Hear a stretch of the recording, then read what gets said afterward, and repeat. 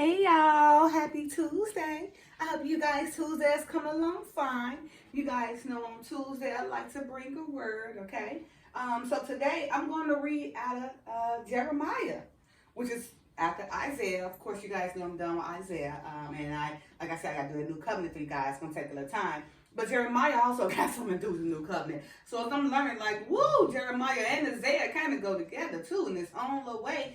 Because Jeremiah actually talks about the curses to Judah, for not being obedient and that the Father not hearing their prayers. So when the restoration come across, when the Father come back for the restoration or the new covenant, those of the heathens or those who are disobedient and, is forsaking the Father's laws, they're going to be the ones, tormented anyway and going straight to hell, Those that are lost and probably did not know the laws or anything, they're going to get a chance to be restored, But those very ones, especially Israel, who knew, what the law consists of and what they had to follow. But they decided to forsake the Father and not follow the Father and not listen to the laws and not be obedient. And the Father said he won't even hear their prayers. In fact, he only wants those praying for them who is forsaking them, right? Even though, the Father wants you to try to save at least one, but he's specifically saying that he's not even hearing the prayers, right?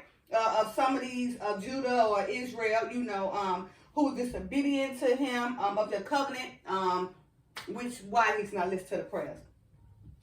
All right, so I'm reading for Jeremiah chapter 11. I'm going to do verses 1 through 14, okay? He's specifically talking to Judah and Israel, and he specifically mentions the covenant and everything, okay? So like I said, this got something to do with the new covenant that's going to be coming about, the second coming, the restoration in the millennium, which only the millennium and the first millennium holds power, when the Father come and we all be, transported up like eagles and everything into the sky. That's only going to be the only power. The second coming is not going to be the power. The first coming is the coming of power, of judgment, where we be rose up and the dead rise up, and those on earth will rise up and be judged,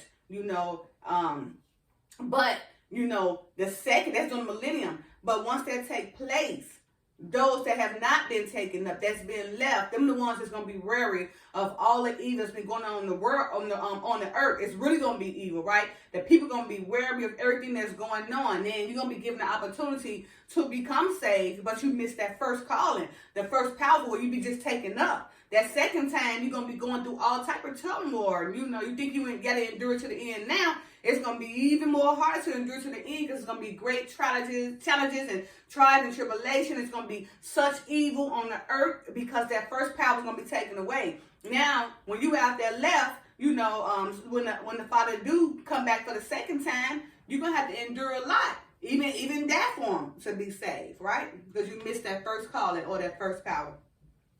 All right, you guys, so chapter 11, Jeremiah, verses 1 through 14. I'm going to read the header on this one right here. This is the KJV version. The header says, the Jews are cursed for breaking the covenant of obedience. The Lord will not hear their prayers. As I just said before, Judah, some of Israel, yeah. For those who already know, they know they Lord, right? Because remember, Judah and the ancient people are the first of the former things, right?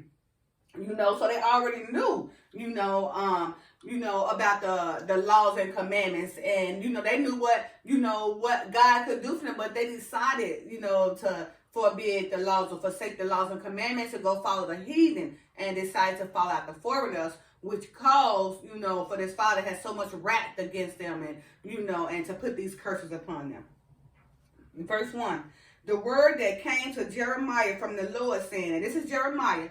Now, Jeremiah received a lot from the Lord, and it's about us, about Judah and Israel. All right.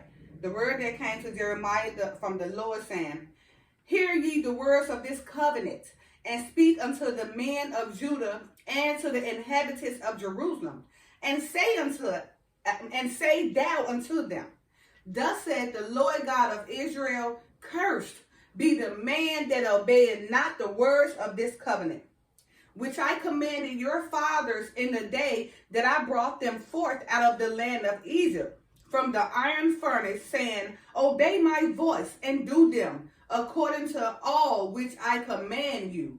So shall ye be my people, and I will be your God, that I might perform the oath which I have sworn unto your fathers, to give them a land flowing with milk and honey, as it is this day. Then answered I and said, so be it, O Lord. This was Jeremiah answered to the Father, after he heard what the Father said to him.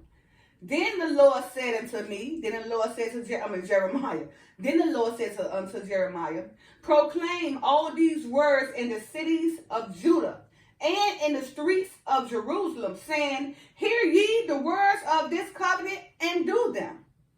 For I earnestly protested unto your fathers in the day that I brought them out of the land of Egypt, even unto this day, rising early and protesting, saying, obey my voice. Yet they obeyed not, nor inclined their ear, but walked every one in the imagination of their evil heart. Therefore I will bring upon them all the words of this covenant, which I commanded them to do, but they did them not. And the Lord said unto me, a conspiracy is found among the men of Judah and among the inhabitants of Jerusalem. They are turned back to the iniquities of their forefathers, which refused to hear my words, and they went after other gods to serve them. The house of Israel and the house of Judah have broken my covenant, which I made with their fathers. Therefore, thus said the Lord, behold, I will bring evil upon them, which they should not be able to escape. And though they shall cry unto me, I will not hearken unto them. Then shall the cities of Judah and inhabitants of Jerusalem go and cry unto the gods unto whom they offer incense. But they should not save them at all in the time of their trouble. For according to the number of thy cities were thy gods, O Judah, and according to the number of the streets of Jerusalem have ye set up altars that shameful thing, even altars to burn incense unto Baal. Therefore pray not thou for this people, neither lift up a cry or prayer for them, for I will not hear them in the time that they cry unto me for their trouble. So you just heard it, because Judah wanted to forsake the laws and commandments. He's telling you, these people, he don't even he's not even hearing their prayers. He said not even pray for them, right? Yeah, because they forsake the laws and the commandments. They knew, what their father, who chose them as special to themselves were about. But they decided to forsake them. And like I said, go follow the heathen or follow other gods, and pray incense to Baal, it just made no sense for them to go turn their backs on the Father, knowing that what the Father had brought them through, brought them out of Egypt, split the Red Sea and everything, fed them manna, from the heavens, hit the rock for the waters to be splashed out. They was led by the clouds by the day and fire by night. These are all things the Father done for them in Egypt, and that's what he's telling them, all these things I've done for your forefathers, right? You're gonna go against me, learning the things that some of your forefathers have taught. You're gonna go against me, knowing that you're forsaking the laws and commandments. Therefore, when he do come, to redeem his second judgment, many of them are gonna be forsaken. They're gonna be the ones going straight to hell, being tormented over and over again because they forsake the Father and cause themselves becoming an apostate mind. Okay, all right. So verse 1, let's analyze this, okay? Verse 1, the word that came to Jeremiah from the Lord saying, hear ye the words of this covenant, and speak unto the men of Judah and to the inhabitants of Jerusalem, and say thou unto them, thus saith the Lord God of Israel, cursed be the man that obeyeth not the words of this covenant, which I commanded your fathers in the day that I brought them forth out of the land of Egypt, from the iron furnace, saying, obey my voice and do them according to all which I commanded, so ye shall be my people, and I will be your God, that I may perform the oath which I have sworn unto your fathers to give them a land flowing with milk and honey, as it is to this day. Then answered I said, so be it, O Lord. So the Father was telling Jeremiah, basically who's one of the prophets too, was telling him, to command the people, to say all this to the people, right? Tell him, to obey his commands, so their covenant be fulfilled, that he promised to the forefathers, during the time of Egypt, Moses them and everything, right? There was an oath that he made with the forefathers, okay? Telling them that he promised them land, actually the promised land, which was the Canaanites, the land, right? Which was the land Abraham was in, right? Which was the land that the Father said would be flowing with milk and honey, okay? That's the land that, he promises his children, the forefathers of us and everything, right? But we decided not to follow his covenant. Therefore, that land still exists today, but we are scattered everywhere. We never really can make it to the promised land because we decided to forsake the Father's laws, follow after strange gods and idols, followed after heathen and strange women. All right. Verse 6, because that's went down to verse 5 when he was speaking to Jeremiah. Verse 6, then the Lord said unto me, proclaim all these words in the city of Judah and in the streets of Jerusalem, saying, hear ye the words of the covenant and do them. For I earnestly protested unto your fathers in the day that I brought them up out of the land of Egypt, even unto this day, rising early and protesting, saying, obey my voice. So you see, how the Father still speaks to Jeremiah, saying, profess these words to Jerusalem, to Israel, right? Hear the words of the covenant to them. Tell them this covenant and let them know how he professes to their forefathers, right? During that captivity when they were being brought out of bondage from Egypt and everything, letting them know that he did all this for their forefathers, okay? That he let their forefathers know that he's going to have a land for them flowing milk and honey. He promised his covenant to his forefathers as long as they obeyed the laws and commandments. Our forefathers, as long as they obeyed the laws and commandments. But of course, they forsake them and everything, because he goes on to say in verse 8, yet they obey not, nor incline their ear, but walk every one in the imagination of their evil heart. Therefore, I will bring upon them all the words of this covenant, which I have commanded them to do, but they did them not. And the Lord said unto me, a conspiracy is found among the men of Judah and among the inhabitants of Jerusalem. They are turned back to the iniquities of their forefathers, which refused to hear my words, and they went after other gods to serve them. The house of Israel and the house of Judah have broken my covenant, which I made with their fathers. So you see how the Father is telling us now, speaking to Judah now, in that state, saying that their forefathers obeyed him not, but they walked in the imagination of their evil hearts and everything, right? And he commanded them to do certain things. It was just basically following the laws and commandments, because they knew what the glory of the Father could provide to them, how he could take care of them and protect them. But they was caught up in the heathen ways and the idols and all things like that, right?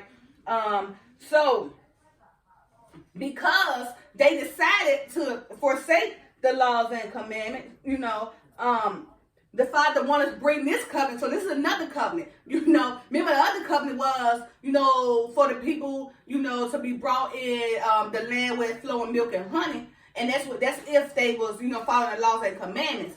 But because they was forsaking the laws and commandments, this is a new covenant. And the new covenant is basically being that the Father won't hear their prayers and everything for us, not even to pray for them because they're cursed. Okay? Because they did not, what the Father commanded them to do and everything, right? Now, he says it's a conspiracy because they turned their back to the iniquities of their forefathers. So even though they knew, what the Father commanded them, they decided to go turn back, to what their forefathers did. Okay? And to serve other gods and everything. So that's why the Father is saying Israel and Jerusalem have broken his covenant, which he made to their forefathers. And then he goes on to say, the Father says, therefore, thus saith the Lord, behold, I will bring evil upon them, which they shall not be able to escape. And though they shall cry unto me, I will not hearken unto them. So he already know that calamities, they're going to face calamities, right? They already know. He know he's going to bring evil and hurt upon them. They're going to come running to him. See? They're going to come run to him. They're going to be on their last leg like, please, Father, hear me and help me. And he's going to say he's not going to hear them. Right? He wants you to go follow those same gods and those idols that he's who you was giving all your prayers too far, who you was looking up to as gods, or the gods with the little G instead of the God with the big G.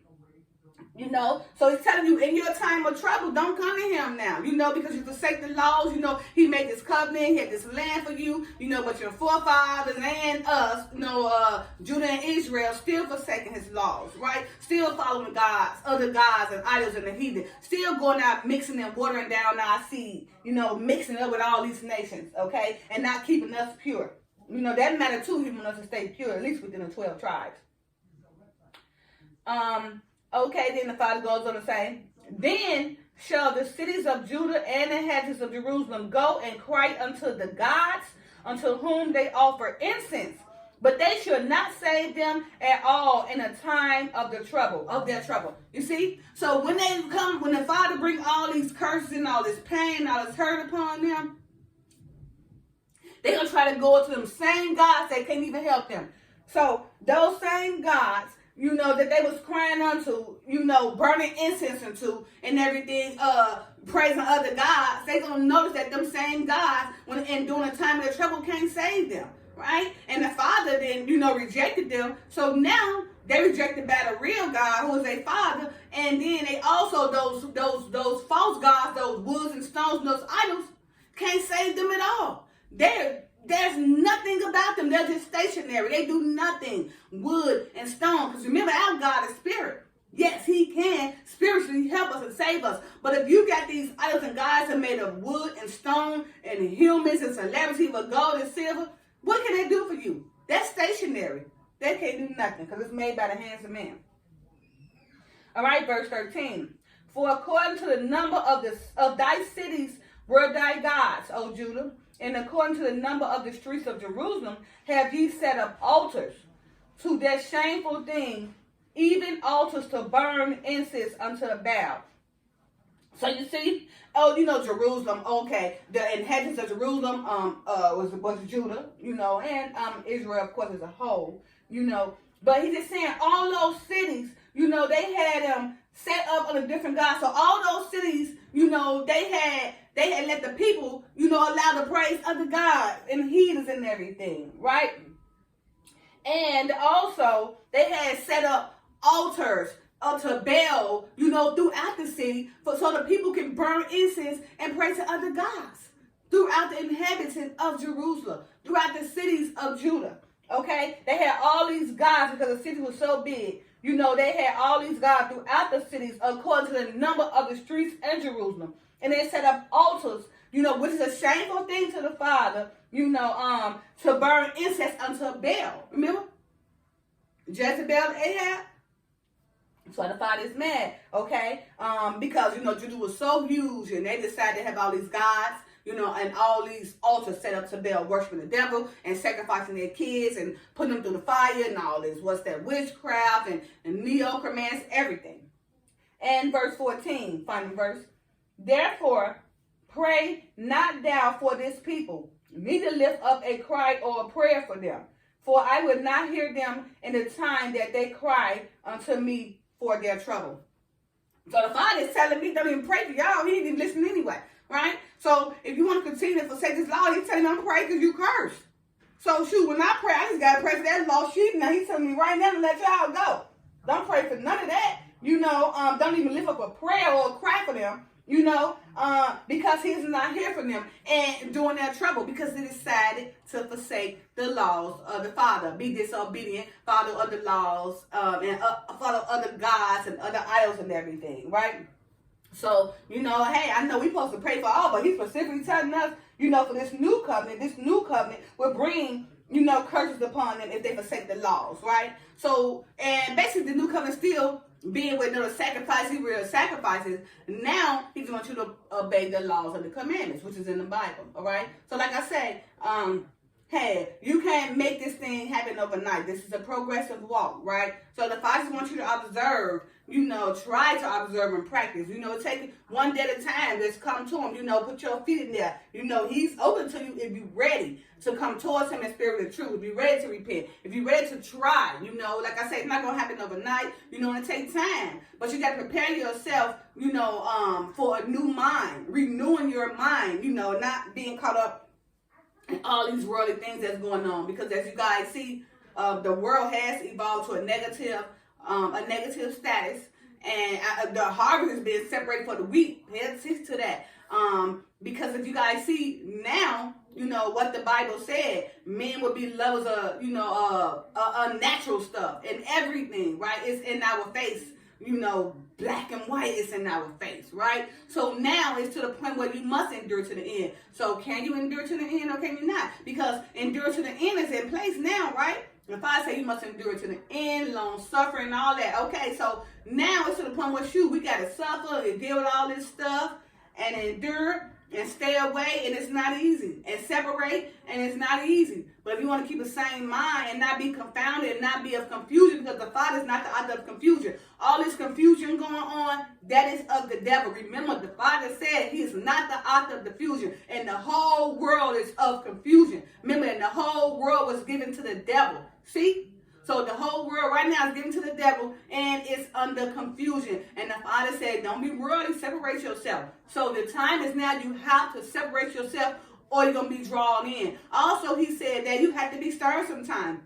It is what it is. People going to try you, right? You got to be stern, sometimes aggressive. He said it is what it is, because if you don't, you will fall. And they're going to try with all these tactics. Remember, because the devil is out to devour you. And he devoured on the vulnerable and the weak. So if you're not strong, you weak, you good is gone. Okay? So remember, right now, we must endure to the end. We're in a time and a place where enduring to the end matters. Long suffering matters. Having the joy and the peace and loving, it matters. Because right now, we in that era where love has waxed cold.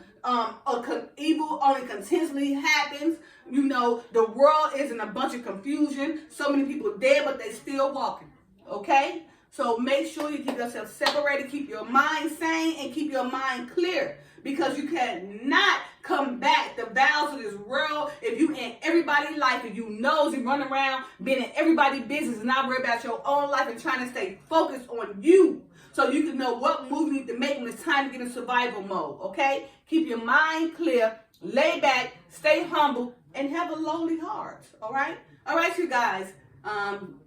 Don't forget to like, subscribe, share, and comment, all right? You guys, I hope you guys have a wonderful Tuesday. And like I said, these videos I'm doing, like I said, I've been charged to do this, so I hope you guys learn from something. I hope some of you guys taking it in, and I hope that it's capturing at least one, okay? Because if I say I can't save them all, but try to find that lost sheep and try to save them. So I'm sure I didn't capture one sheep to get on the right team, all right? To get on that right side.